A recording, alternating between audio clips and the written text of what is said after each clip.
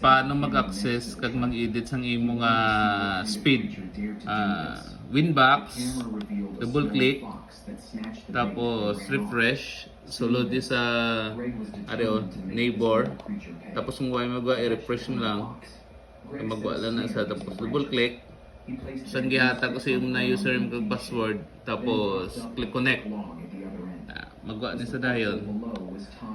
Buwan ni sa labot. Amo ni sa bali kong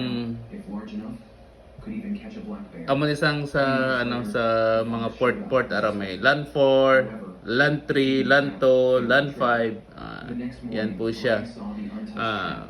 Yung ito yung main, ito yung kabuang speed sa sa isang LAN port.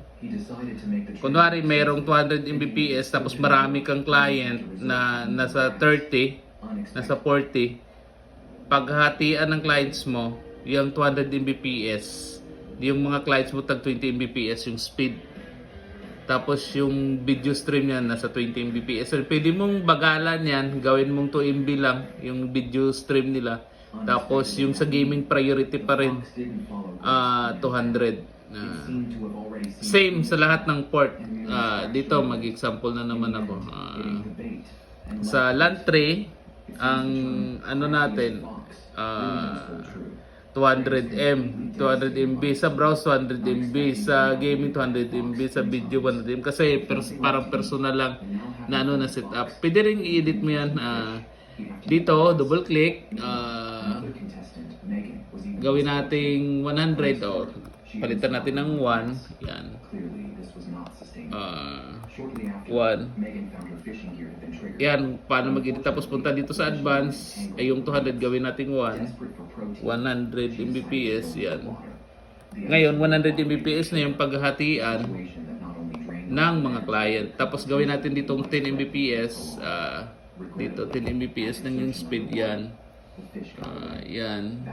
Tapos punta din tayo sa dyan. Lahat sa general, advance at advanced dapat parehas lang yung nilagay mong speed. Yan. Tapos click apply and okay. Sa gaming as is lang. Tapos dito yung sa streaming gawin na natin 5 MB. Yan. 5 MB. Yan. Tapos palitan din natin yung general tsaka yung yung advance. Yung kung general tsaka yung advance, palitan mo pareha ng speed. Tapos click apply and okay. Good step.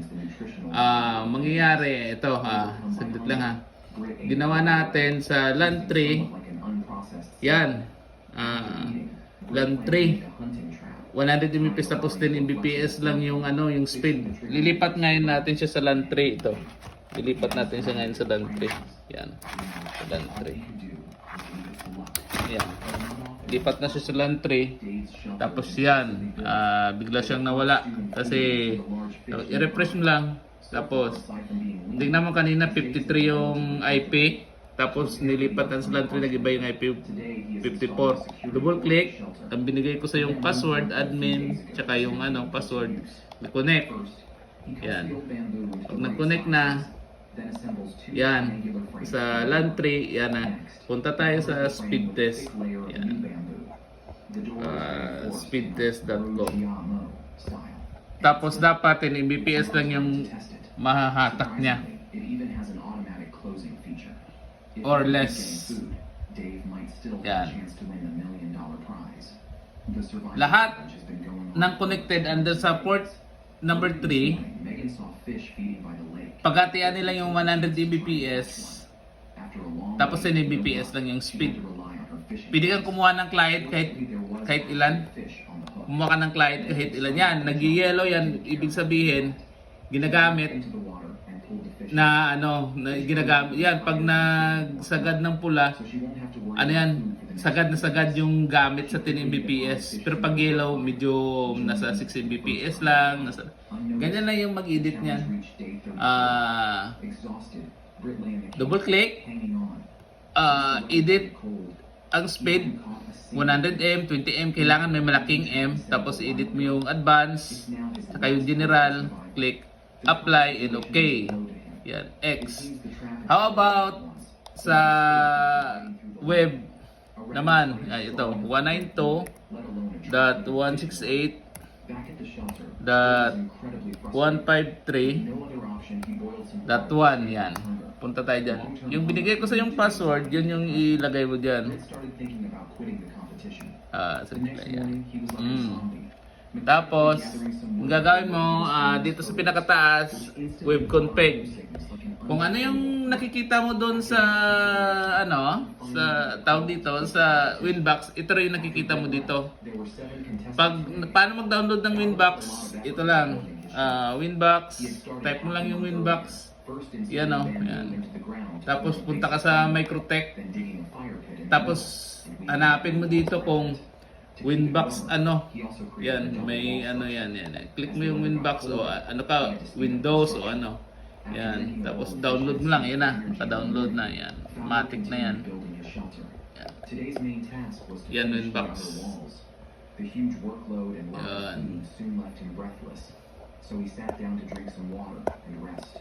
Yan, nagda-download tayo. Sa browse siya kumukuha. Yan. Sagad na sagad niya yung natin. Yan. Okay na yan.